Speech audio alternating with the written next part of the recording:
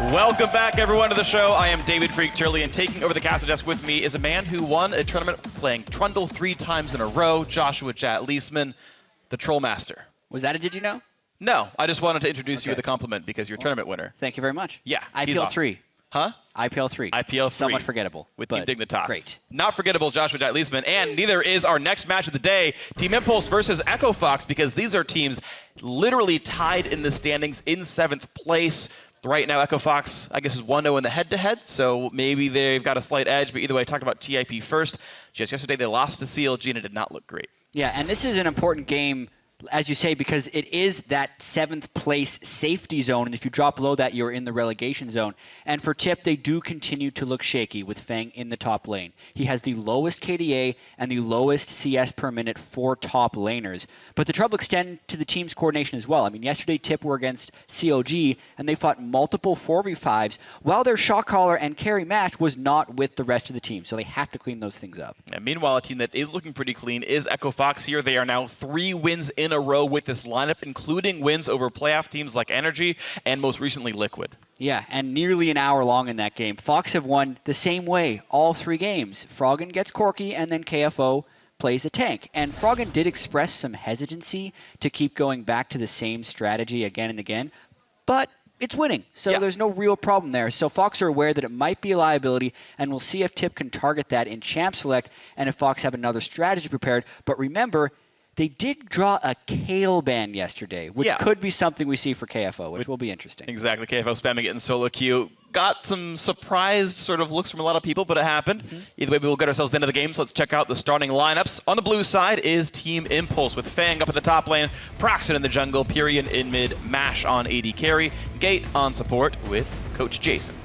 Yeah, and on the red side, it is Echo Fox, again with the blue jackets. I think that is just the way they roll. Top lane is KFO, jungle is hard, mid lane they have Frog, and AD carry they have Keith, and in support they have Big with Coach Kopp, who now he has his full roster together, has been putting together some good picks and bans. Yeah, this roster is 4-1 on this lineup here, and I got to talk to Big a little bit, actually, before the games today. He was chilling in the player lounge, and to me, he was, I think, the actual MVP of their win over Team Liquid, in that he had brought up the Braum shield so many times, clutch, blocking Ezreal ultimates, blocking Gragas knock-ins, which were really huge to keep his carries alive, and he played super, super well. And I sort of talked about how well he was playing, and he's like, yeah, it's funny because I get flamed so much. Every time his name comes up, he's like, people are always telling me how bad I am, like all my old teams, that competitive history, it's terrible. And he's like, I think it's hilarious. I laugh it off and like enjoy the fact that I get trash talk, because he's like, I know how good I am. Like, I know what I can do for this team. Well, and it's just kind of funny. Who is he getting flamed by? Is he talking about the community, or is he getting flamed by like KFO and Froggen? No, I was going for, he's like Reddit and Twitter, more so than his teammates telling him he's bad. I would hope not. Yeah. It's when your team loses faith in you that you really have to worry about that. Echo Fox, actually, though the roster did come together sort of fairly late in the year, they had multiple support options, and they chose Big because of his attitude, because of his ability to grow and just the way he acts with the players and in-game and whatnot. So that's been a good choice. This is a 4-1 roster with a lot of rookies. Gotta say, it's kind of nice for Echo Fox. Yeah, I'm looking at the picks and bans. We haven't seen Fiora banned until now. It's been banned all day, but I was thinking that maybe it would fall through the ban phase. Here, there is still stuff like Gangplank and Lulu available, so one of those will fall through. Not even talking about Alistair yet. I want to see if TIP can take one of their top laner from KFO as well, because the Malphite first ban makes total sense. He was very good on that champion before, and then of course Nautilus was the other thing he'd been having so much good success on in this top lane. KFO playing tanks all the time. TIP instead say it's more important that we take the Corki away from Froggen, but there are still elements of this composition that can work here for Fox. That was not intentional. I believe you. Taking Corki away, I think, is quite important in this draft phase, so we'll get to see what Froggen has up his sleeve. Dyrus and Kobe were talking on the analyst desk before. It's not like Froggen has a shallow champion pool by any means. He has been playing probably more games than anyone else in the LCS since the game was made, so he has experience on all champions, for sure. He's got to be one of the record leaders in terms of like number of professional games played, number of games played in World Championships, etc. We'll see now what's next. Lucian picked up here for Keith. The Alistair is in for Big. He'll feel great about that champion. Alistair basically never escapes pick and ban. Yeah. And yet again, there he is. And picked up in the support role. now for Impulse to make their choices. That Corki is a flex, so is Lulu. They're hovering. But Proxen playing Elise could be the pick of the litter here in the jungle with Nidalee off the table and Hard playing that champion last time. I wouldn't be surprised to see it be a steal, and it is. Yep, love those choices from Team Impulse. Actually like the first 3 choices they've had in this draft. Just because the versatility, Corki goes mid or bottom, Lulu goes bottom, mid, or top. So really there is no way that Echo Fox can start planning the counter picks for their lane because Team Impulse has the proper flex picking choices. I would hope, though, that's a Corki mid, Lulu top, and then they get Mash on an auto attack focused AD carry like Caitlyn or something, but we shall see. Caitlyn would have been my thought. They definitely need some physical damage on this lineup, and honestly, Fang has not been a player that's brought a lot of damage here. So we'll see what that roster ends up being here. 23 seconds to go for Echo Fox to make their last, well, next few choices, I should say. And I'm curious what they will save for last. With all these flex picks, they have to show at least one of their solo lanes here. I don't expect you to show both. Yeah, they're going to wait until Team Impulse finishes their team composition, I hope, before they take Froggen's pick. But at the same time, there's Kayle. So they can just throw that Kayle up in the top lane. If KFL thinks that's a good matchup against the Lulu. Yep. So All Kayle, right. That's Kayle the Kayle is... Big smiles on KFO's face. Yeah, it's interesting. So, right, back in 2015, KFO was known a little bit as a Kayle one-trick. And though Froggen has played it in competitive play before, it's like KFO's 3rd most played in solo queue this season, and I haven't seen it from Froggen at all. Yeah, and it's got a 78% win rate on KFO's solo queue accounts. We were joking yesterday when we were looking it up. It was like, it's one of those picks that you recognize is good, and you're like, maybe I shouldn't spam this. Like, maybe I should just stop playing some games. So we just spam some other champions. Oh, let's get Lissandra up there into the top 3 play. But Kayle is the 3rd most played with a 78% win rate in Challenger for KFO. All right, we'll see how well it goes here in this one. You've got a very hard-to-kill team. Gragas, Alistar, and a Kayle ultimate to keep people alive. And Echo Fox will indeed likely save their mid lane pick for last if that isn't a Froggen Kayle. Last 2 picks come through for Impulse, and yes, they get Poppy in the top lane. So the only physical damage is Fang, who's been having, honestly, a pretty weak season with a Braum to keep this kind of meager backline alive. That is the flexibility of being able to swap around like that, but it definitely isn't what we had pegged as the optimal position for those flex picks. At the same time, though, Kayle doesn't want to build a lot of magic resist today. I don't think they're going to be punished early on in the game for not having the proper spread of damage here. It's not like they have a champion with Malphite who really wants to stack resistances yet. And now we will know if it's for sure KFO on the top lane is Kayle, and what Froggen wants to play against what he can assume to be Lulu. Yeah. I'm going to say Galio. Makes a lot of sense to stack some MR and be the other version of Malphite, but no, Gangplank was left up for the last pick, and even though Gangplank into range can be a tough matchup because someone like Lulu or Corki can kill off barrels, he is going to go for this champion here. So Froggen bringing out, I believe, his first Gangplank of the season here. It is. Froggen, you know, he has been known for wanting to farm forever into long games. Of course, he's been happy to be very aggressive as well, but Gangplank certainly, I feel like, should suit Froggen very well. Oh my goodness, and this is a team composition where Echo Fox can just play the laning phase as long as possible. It'll be on Team Impulse to push the tempo here because a 5-6 item Kayle and a 5-6 item Gangplank and a 5 or 6 item Lucian will all outscale their counterparts significantly. So the late game, if the gold is close or comparable, heavily in favor of Echo Fox. And they just played a 58-minute game against Team Liquid yesterday, so they have no problem trying to extend this laning phase. Once again, I really love Cops drafting. Yeah. I think it's a super sweet team composition, and the thing is, we'll see if they can get out of that early game, of course. You mentioned the fact that they all outscale, so then the laning phase is important for Impulse, and who's going to know Kayle versus Poppy better than the Kayle player in the matchup? So it's going to be an interesting one to watch to see if these matchups can be won at all. And as the coaches shake hands and walk off stage, it's time to see who's going to win this one. You guys at home, let us know. Tweet at LOL Esports, use hashtag TIPWin or hashtag FOXWin to send in your vote for who it's going to be. These teams are tied at 7th place. This win gets you out of that relegation zone. If it's an Echo Fox win, they are 2-0 in the head-to-head, further insulating themselves from the bottom of the standings. And in fact, either team winning here gets up to 5 wins, which would tie them with Liquid, provided that Liquid loses the next game here against Immortal. So that would be an incredible thing to watch for. We'll see if they can do it. Here we go. Yeah, and like you say, these teams are tied in the standings, but I would definitely say they are trending in much different directions. Yes. And they have much different records when they have their intended lineups. Remember, 3 of Team Impulse's 4 wins this year came with Seraph subbing in the top lane. Yet when you look at Echo Fox, pretty much all of their wins have come with Froggen and KFO in the lineup. Literally all of the Literally Echo Fox all of wins. their wins Yeah. have been with Froggen and KFO in the lineup. Yeah. Actually, and Gate actually managed to win a top lane game as well. So it's 2 Seraph, 1 Gate. Impulse actually, Gate is as winning as Fang is as a top laner here on this roster. Technically with KFO and Froggen, Echo Fox is 4-1. Yes. And they've beaten some good teams, of course. We'll see if these tests continue.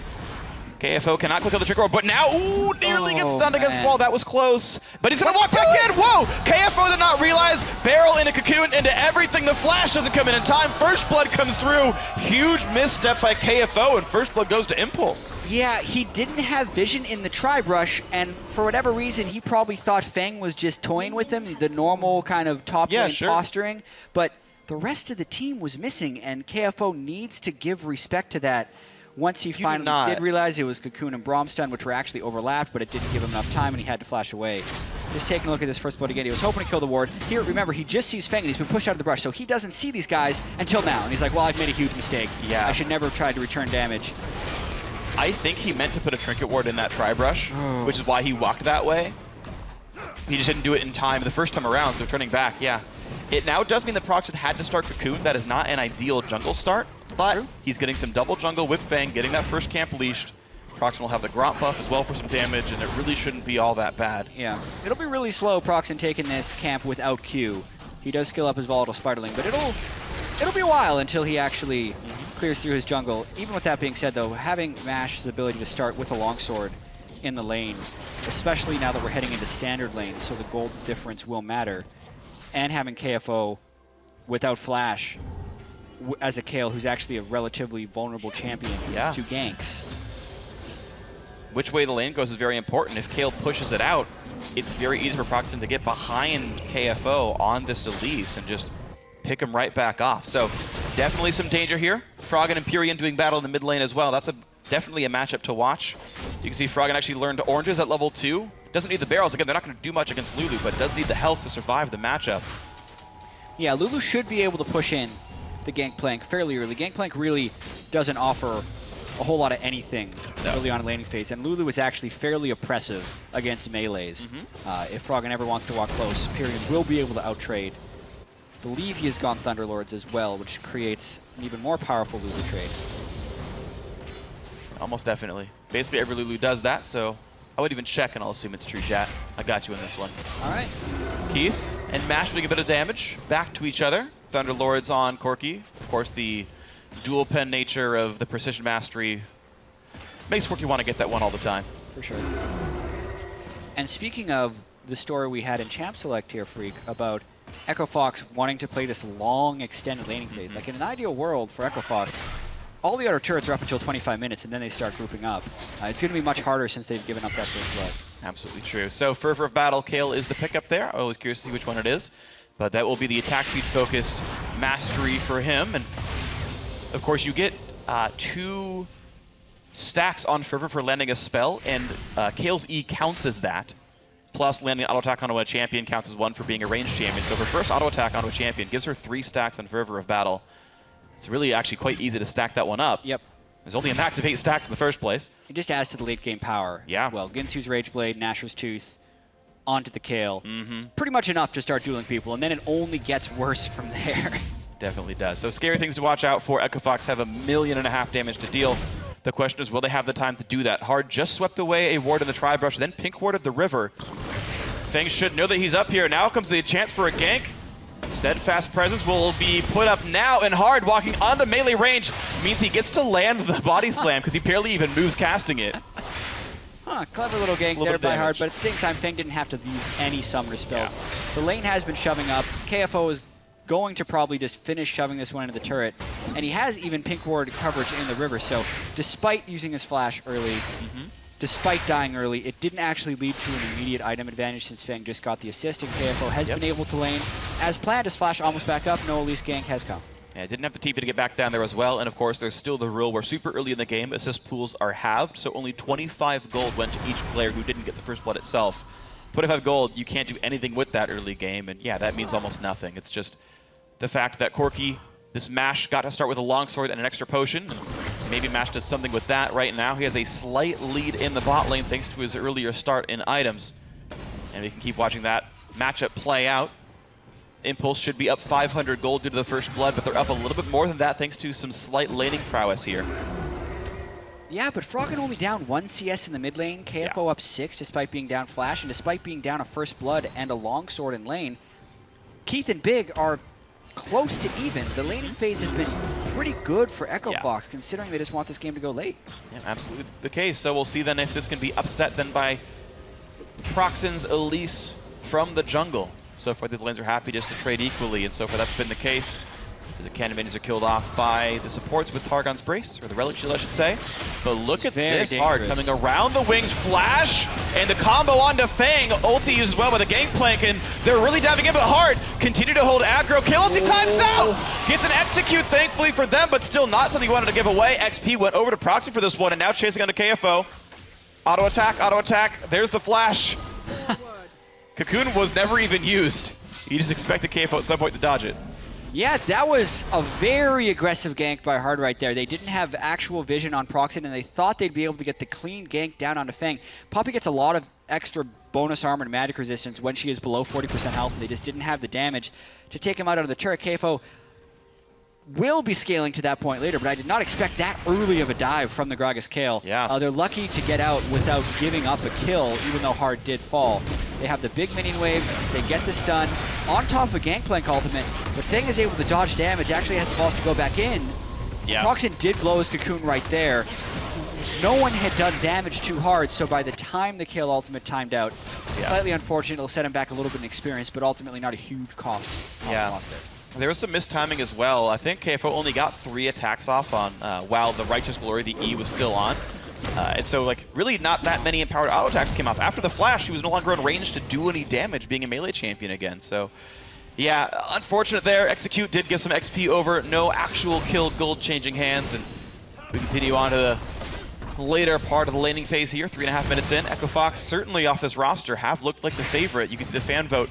3-1 odds. It sounds honestly about right based on the trajectories of these two teams. But still a close game. Certainly winnable by both sides.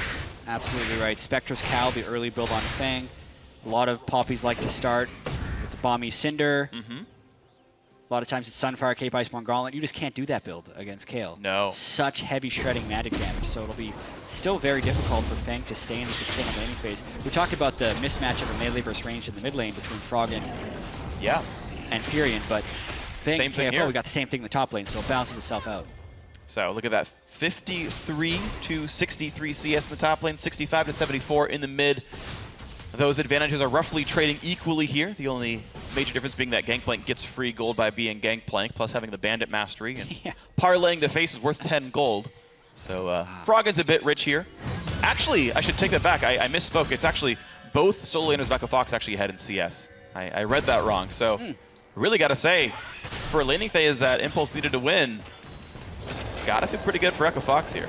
Froggen has had insane numbers since he's come back, and he's always been a very lane-dominant player. The way he would take over games in the past is he just wins laning phase or waits until he hits the right power spike, then just gets deep wards and continues to pressure mid. It's not so much towards roaming and impacting the other lanes, but it's more about just trapping the enemy team so they can't get out of the laning phase. And Froggen just continues to dominate and extend his lead. And he's going to try and do that with Gangplank, even though he shouldn't be able to yet with the Corruption Potion in the machine. It should actually be much later where he can start getting some large barrel poke on a Pyrion, but he's just last hitting better, and he's not taking that much poke from Lulu. And I do want to say, it's not like Pyrion's a bad player. I've talked to a few LCS mid laners about the Impulse roster, and they say, no, Pyrion's definitely one of the better players here. He's someone you have to respect, but so far, Froggen's still just doing better than this man. And I gotta say, massive props to Froggen for continuing to excel on another new champion. The Gangplank coming out, doing quite well for him, and this actually is doesn't quite have the damage skill Raptors, but I'm pretty sure this has got to be Froggen's first professional Gangplank game. Because Gangplank wasn't in this state before Worlds last year. Yeah, I can guarantee you that it's his first professional Gangplank game since the rework. Yeah. He's played hundreds of competitive games, so I'm not willing to say with certainty that he's never playing Gangplank. That champion named Gangplank because this is a dude that played Lee Sin and Jarvan mid back in 2012, true. So he played a lot of stuff. That's a fair point, chat. Yeah, even so, Froggen has been doing very good work on Gangplank, and his CS will extend very heavily once he can actually get the 3 small raptors with the barrel as well. And now we'll see how it can continue. As Fang just struggling to deal with KFO in any meaningful way. Dot, jumps forward, puts on steadfast presence, auto attacks twice, and KFO walks backwards and hits him harder back. So just really no headway being made here. The bot lane at least sort of trading back and forth. You're seeing them hitting each other. Of course, there is some sustain on all these champions, and that temporary 5 minion lead that MASH has will be turned around by the fact that there's still minions to kill. Yeah, we almost saw junglers running into each other here. Proxen does have a level advantage onto Hard, but he's basically just defending against the dive. Strategically speaking, Freak, I'm a little disappointed that Team Impulse didn't force a lane swap, especially with Poppy versus Kale and Poppy's ability to turret dive and such early on. Because Echo Fox, they want the extended laning phase. Yeah. And they're kind of being given it by Team Impulse here. Yeah, and unfortunately, Proxy just has not found a way to do anything to these lanes. Just nothing's happening right now. They're not getting in on anything. Again, the flash that KFO lost early game, unpunished. Meanwhile, speaking of punishing, chunks him down to half HP. Now actually they get some damage onto Hard. Gragas forced to run away. Is actually going the Cinder Hulk route, I believe, on this champion. So yeah. We see him go back and forth, but no Runic Echoes this time around. Hard did the same thing on Elise last game, so it seems that he is sort of happy to take up the role of, when given the chance, I will just be a tank. Absolutely, and especially in this composition, I think it's smart because KFO, Froggen, and Keith are going to be giving so much damage in the late game. Hard only needs to give them time to do so. Team Impulse does make the rotation over to the Dragon as Froggen was pushed back to his turret and Proxen had kind of gotten control of Hard. That's the types of moves that Team Impulse need to be making in this early laning phase if they want to start building up an advantage. Okay, well that's good for them. Echo Fox yesterday played a 55-minute game. I said actually on the desk that, oh, we won't have a 5 Dragons this game. Echo Fox already winning by too much. But hey, it's never too late to start 5 Dragons. You never know. You might have one of these long games, and so we'll see if that stacking starts mattering here for Impulse. Their gold lead has now entirely vanished. That 500 gold they got from the first blood and assists is now gone, and it's just been earned off by laning phase prowess and gangplank passive gold here from Echo Fox. The teams are in some ways tied. Big and Keith trying to hold a freeze right here because MASH needed to recall back and finish another item, and Echo Fox just wanting to keep this wave stuck here to deny more minions and grow a gold lead. Yep, Froggen can't quite clear the back wave of that. He's losing his turret a little bit. If that turret goes down, then the early game stall becomes much more difficult for Echo Fox. So getting that blue buff is very critical for Froggen, and he doesn't quite have enough attack damage to clear the back wave of minions yet. So this is a window where I want to see Elise come mid and push down with those minions, because if they have 2 people auto-attacking the turret, they could take it down. But Proxen's channeling recall right now. Hard is here because he knows what's up. He needs to be there for a counter. And he's just waiting in the wings on a pink ward. They can't know he's here unless they saw him come through, which I didn't actually spot his path. Didn't know if that happened. Proxen almost surprised by the fact that blue buff came up. Again, he saw him. He was starting to recall and then says, oh, okay, blue buff. No, I'll come back and give this one over to you. Mid lane turret basically at full health. And I mean, it's weird because it's not even miscommunication. Both Proxen and Pyrian are Korean players. They can talk to each other fluently. And that call has not come over to come and stop that. Another ward over the wall thanks to the efforts of both Hard and Big, and they've made sure that no one's waiting over the wall. They can knock into Pyrian pretty soon.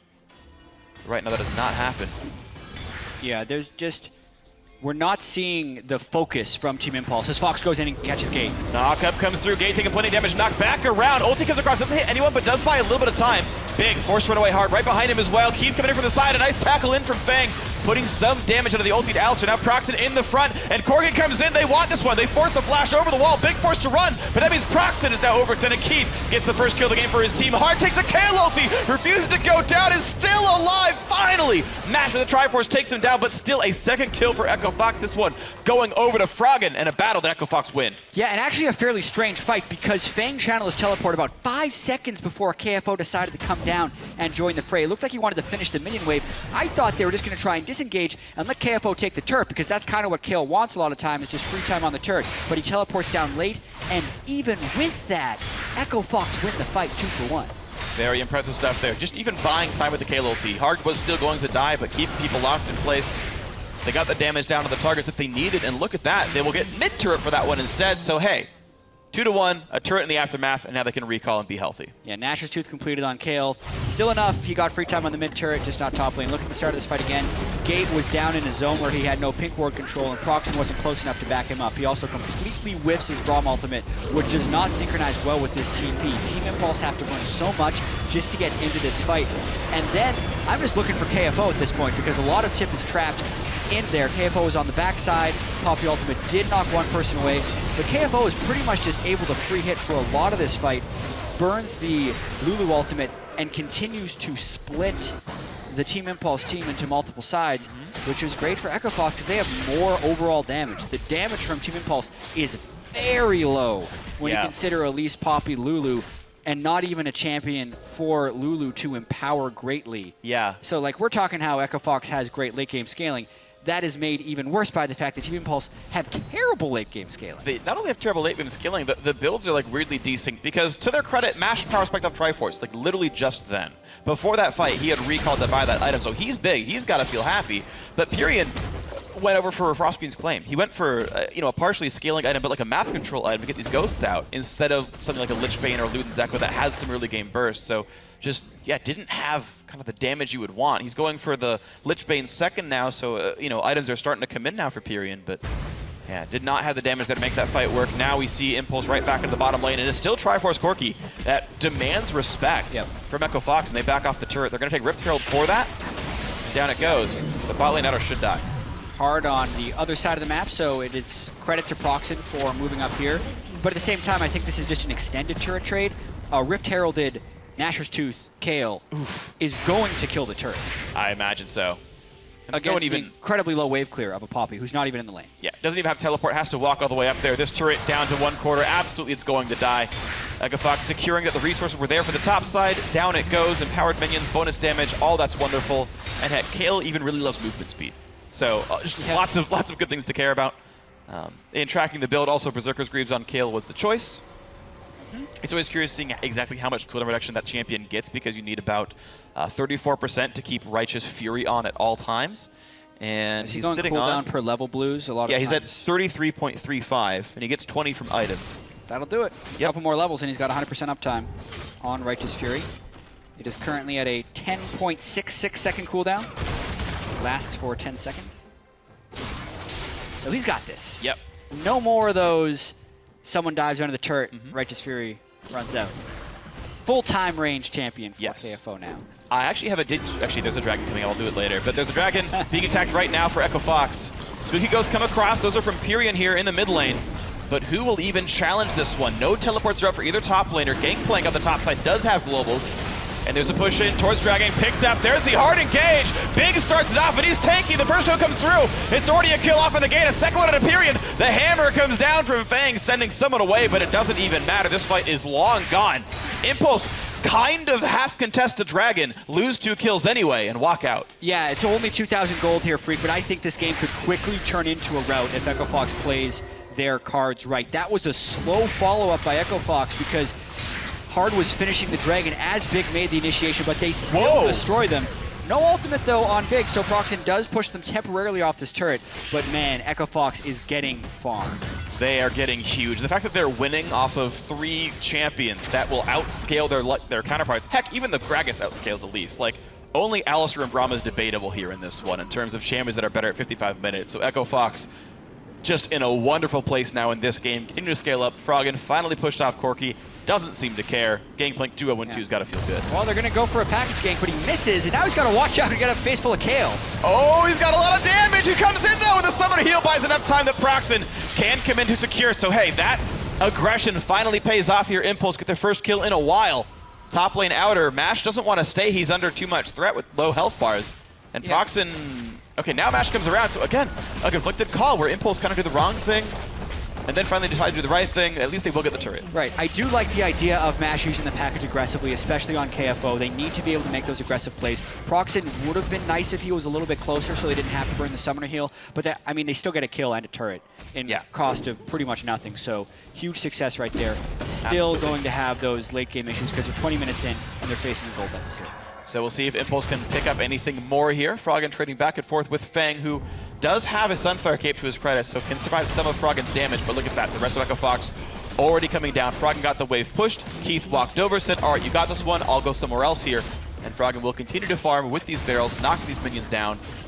Looks like he's ready for his next upgrade to his ultimate. Earning plenty of money with Silver Serpents.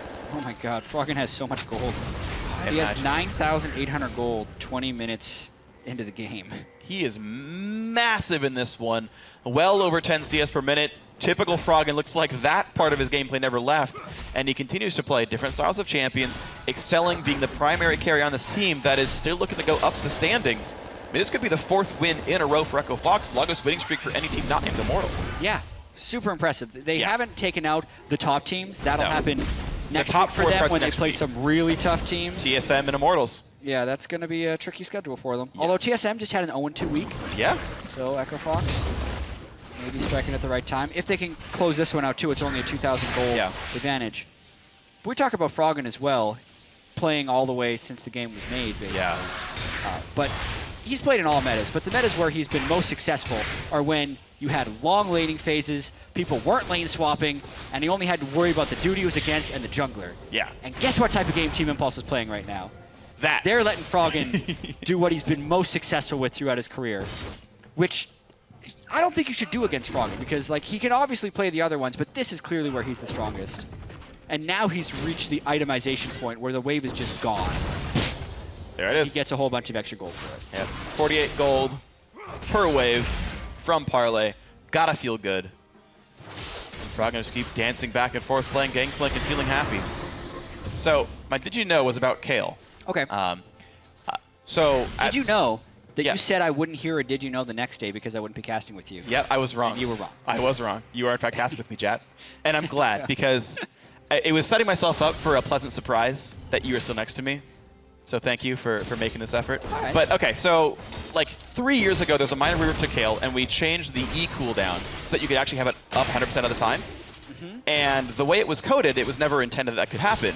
And so I was the first playtester to have 35 CDR on Kale, and I said, oh, hey, if you reactivate Kale E while Kale E is still on, the on-hit damage goes away. You keep the range, you no longer keep the other buff. And then I was like, oh, whoops, and change it for the next day. But there was a time that no one ever else got to do where that was busted. I mean, all right. It's a really weak Did You Know, but Technically, you that's talked a about Did it You and I Know. was reminded of it. Yeah, it's just, did you know this thing that never made it to live happened and I got to do it? Yeah. Okay. I got to play a really weak version of Kale. Just It wasn't good. I'll give you that one. Okay, thanks. Did you also know that since Echo Fox had all those issues with their roster, and they had a lot of Ember players on it, during the first week of Challenger, Big played against Ember, subbing for Apex, and 2-0'd them. That's just confusing. Yeah. He played against and then with them, like, the next week. All right, so we are in this match, of course, and it's Echo Fox holding on to this 3,000 gold lead. And it's a match where they get to just be passive, right? They don't have to really push this because of the late game scaling, and if Echo Fox can play their way, you don't need to see a lot of kills. You can just see them buying items time and time again. Yep. The game still could have a lot of volatility as well, though. Like, if Proxen lands the right cocoon onto KFO and there's a fight where Kale does absolutely no damage and Froggen doesn't have good barrel placement, those are two really squishy high damage champions, even though they have immense late game scaling. So playing to super late game doesn't come without risks entirely, especially with how long death timers can get, around 35 minutes now. Yeah. There's still a way that Echo Fox throws this away, but the control up to this point, I think, is pretty much as planned. They even gave up first blood, and they just kind of steamrolled right through that by still having dominant laning phase. And dominant they have been here. Just checking teams off the list of ones they've knocked down. Everyone around them in the standings so far has fallen to Echo Fox in this back half of the split. And as they walk forward towards their second Dragon of the game, they got the previous one, and Impulse just kind of sat by and watched. We'll see what they do this time around. Dragon has started in full view of a ward, and it's time for Impulse to make a choice here. KFO will need to teleport into this if there is a real fight. Fang is not showing up either. He's still recalling on the top side, so no TP's pulled. Mash goes for Rocket, doesn't get it. And Impulse sat there in the mid lane doing not much while the Dragon went down. Now they've walked back to clear the wave, but Echo Fox will be there to defend. Yep, that's always an unfortunate time waster when you think about contesting Dragon and also don't push mid. You either contest Dragon or you push them in turret. Yes. You try and create a trade of some kind or a team fight, but they weren't confident in their team fight, so you have to question why they're at the Dragon pit at all. Then you also have to be like, well, if they weren't confident in the team fight, why did they just push mid? It Right. means they're indecisive, and they actually don't really have a direction in this game. And that's unfortunate here for Impulse because the direction this season has been downwards for the last couple of weeks, and that's not one you really want here. Echo Fox continuing to press aggressively hard. Wanted to set up a bait in the jungle, but guess what? So we could go see this rotation down to the bot lane. But the question is, seeing it or not, can you even stop it here? 3 members already right there. Zrot portal set in the bottom lane, but the minions actually die before they can reach the turret, so it's an entirely useless other than getting the wave to be pushed. And the wave getting pushed, well, Impulse showed up in time.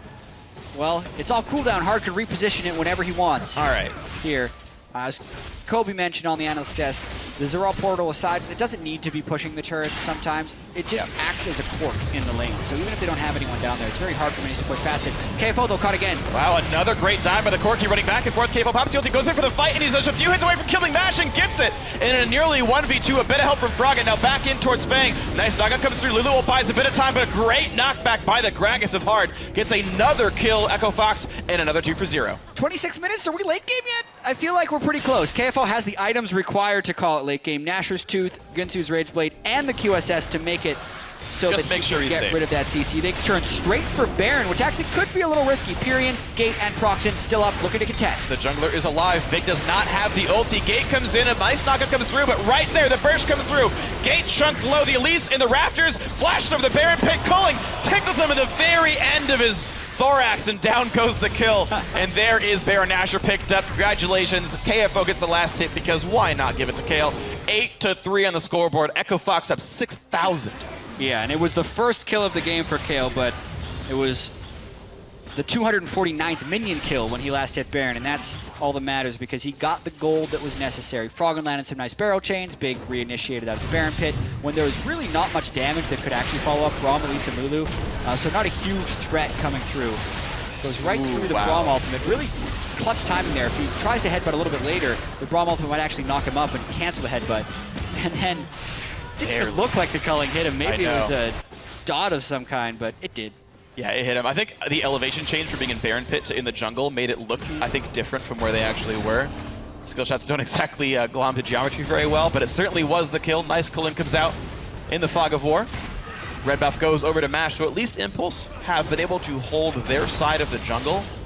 It just doesn't mean all that much overall. I mean, Echo Fox are just continuing to just take everything away. Impulse just have not found any good fights. Yeah, and at this point they're dealing with some very, very fed damage dealers, and they just do not have the tanking capability to deal with it right now. Echo Fox can just kind of sit back and kill him. It's potentially going to be a 4-game winning streak here for Echo Fox.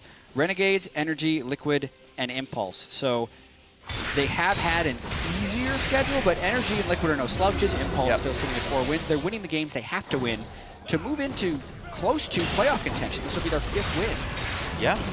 And again, if Liquid does in fact lose to Immortals, which is of course a likely outcome, Echo Fox are tied for 6th and are 1-1 against Liquid on the season. Like, that is literally basically in playoff contention at that point right there for Echo Fox. So this season is looking pretty good for them here.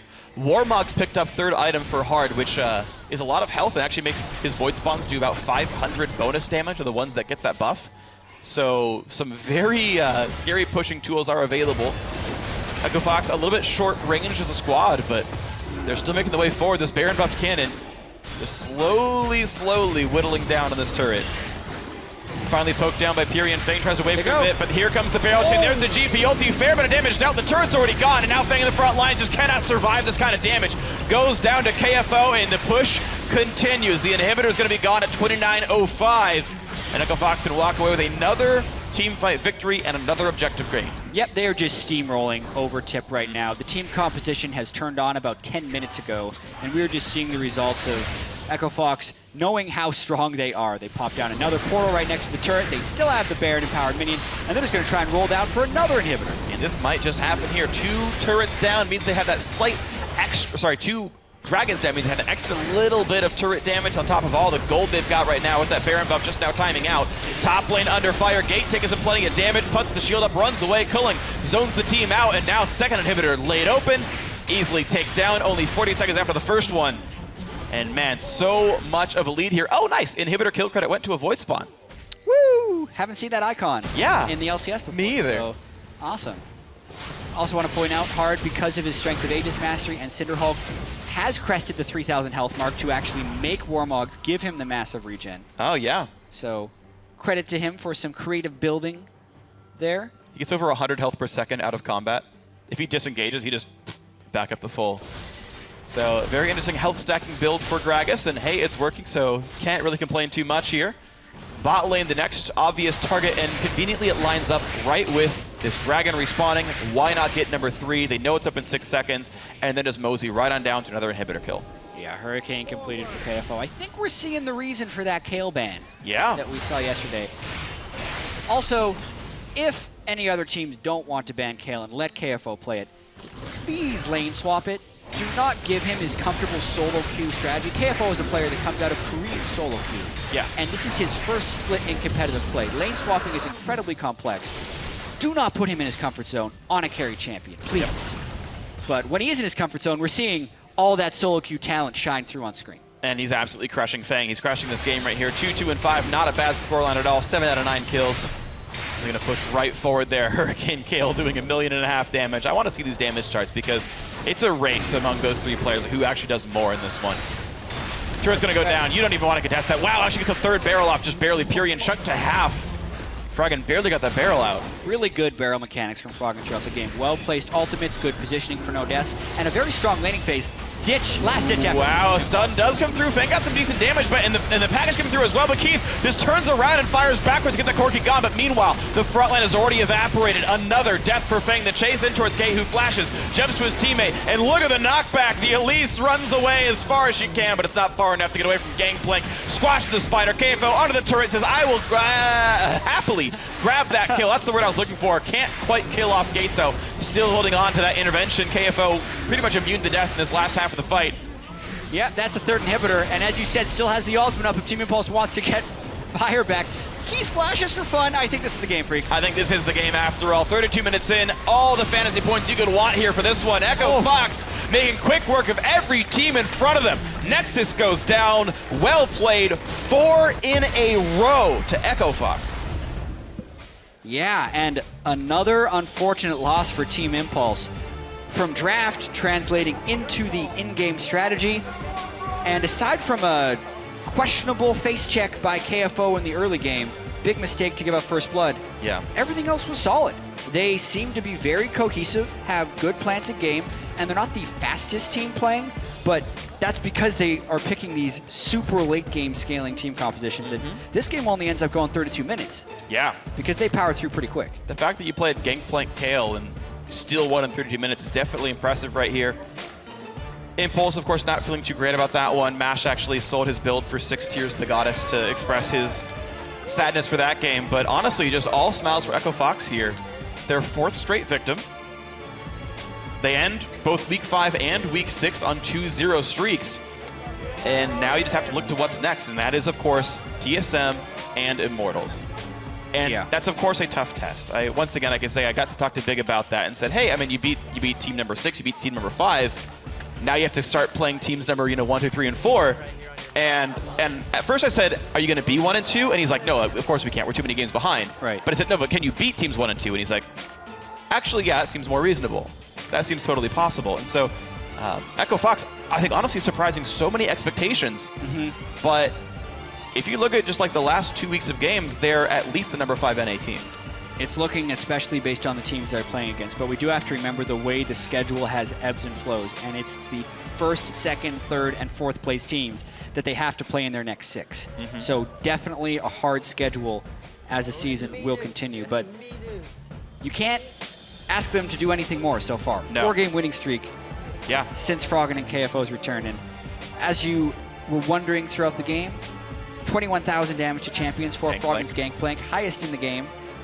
KFO was 2nd at 14,000, and Keith, the 3rd threat at 12,000. He got the quadra kill. He was a superhero last time.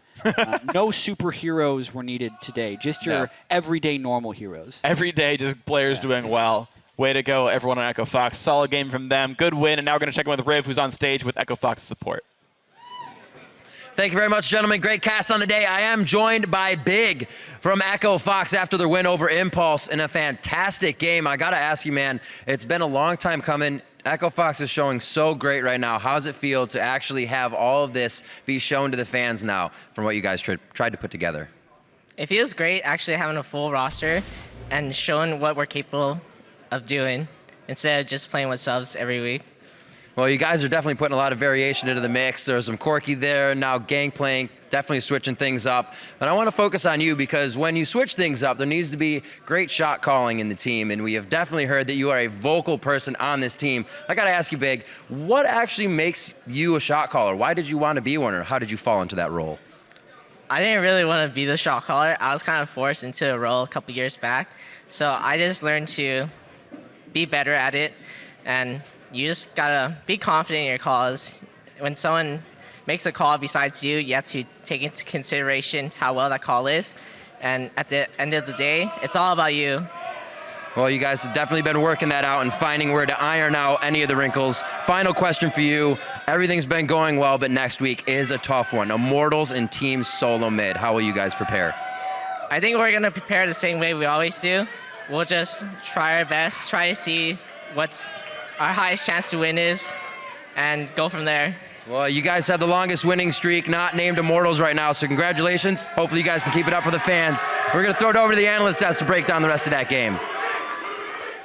Thank you very much, Riv.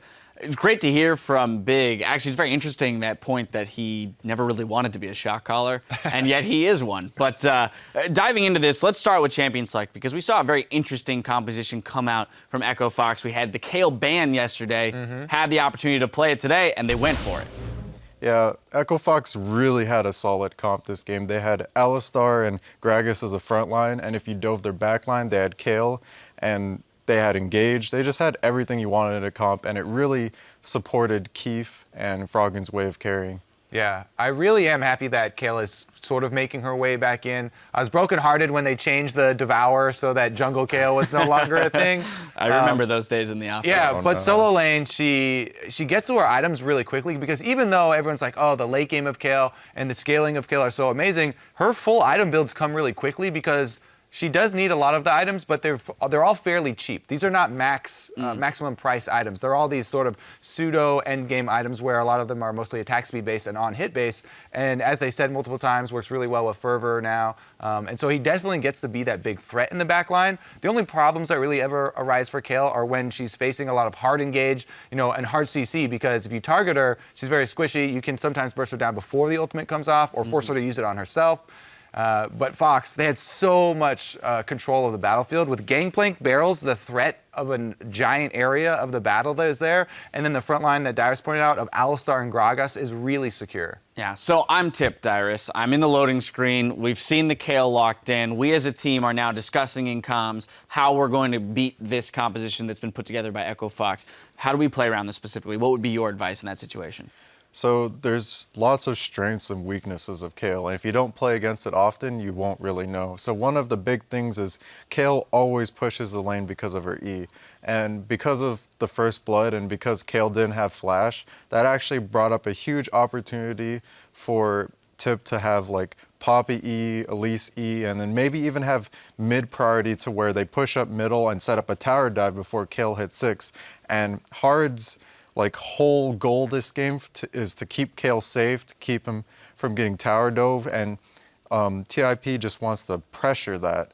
But we didn't really see much of that, so we weren't able to see the weaknesses, and we were able to see Kale thrive because of it. Yeah, when we saw that First Blood go off with the Flash being burned and still dying, I was like, this top lane is in such a terrible spot. But as you said, Gragas was able to cover, and with a jungler like Elise on the enemy team, you especially think something's going to happen up there. It was kind of strange, because with that given information, we still saw Proxen opt to start jungling on the top side of the map. So in those early minutes where he maybe could have capitalized on the flash, he forced himself into the bottom side of the map. So I actually, when I initially saw the start, I thought that he was going to just do 3 camps on the blue side of his jungle and gank top, because Elise doesn't actually need red buff to go gank a flashless Kale.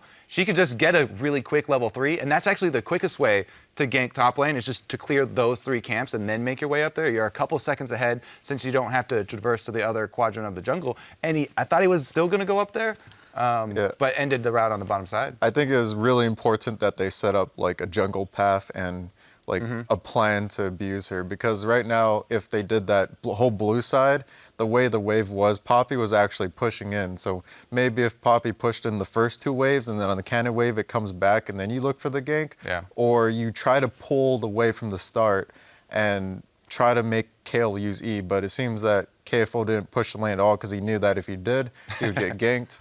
And you know, it just worked out for him. He got lucky. Yeah, so Kayle makes it through the early game, into the late game, and now's where I want to turn to a couple individual players on Fox. I'm going to group them together, though, Frog and Keith and Big. These guys have been putting up some pretty crazy performances that have played major roles in their 4-0 run here so far. You know, I don't really have anything to add to that. I just kind of wanted to bring those. They get the I kind of wanted to just, I don't know what it was. I was like, well, maybe they'll have something to say about it, but You're like, they're we've very got good players. Let's group them up. Here's your package of good players. All right. Woo! I don't know. But honestly, okay. I got you, bro. I got you, Dash. So, Froggen, we've already gone over the amazing stats. He's going to even have better ones. I don't know exactly where he stands, but I would assume still at least near the top, if not at the top of mid laners. And transitioning into Big, he's another one that people wouldn't necessarily point out because Keith has had these big plays where highlight plays at the end of the game he's cleaning up. Obviously, Keith has been a huge carry for the team as well. But Big, I like you pointing him out as well because he's been keeping Keith safe and creating a lot of plays, plus the shot calling aspect that he didn't even know was really going to be one of his main roles, and he's really thrived in under that pressure. Really coming into his zone. Ultimately, fantastic win for Fox. They're moving to 4-0 so far, or since they've gotten their lineup back. The big question, though, as Jat mentioned, was in their last 6 games, they're going to go up against the 4 top teams in the league. We'll see what they've got for us in the coming weeks. We've got to step away for a quick break, but stick around for our match of the week, where Liquid will take a second crack at taking down Immortals. There's more league in just 3.5.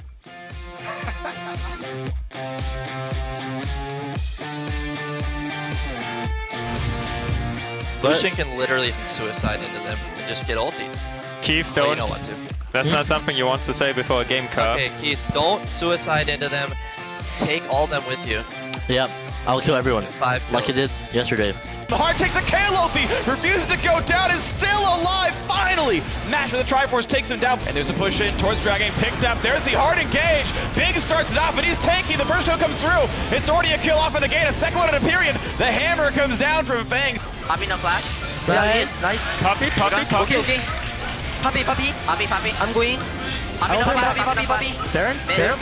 Gate chunked low, the Elise in the rafters, flashes over the Baron pit, Culling tickles him at the very end of his thorax. Echo Fox making quick work of every team in front of them.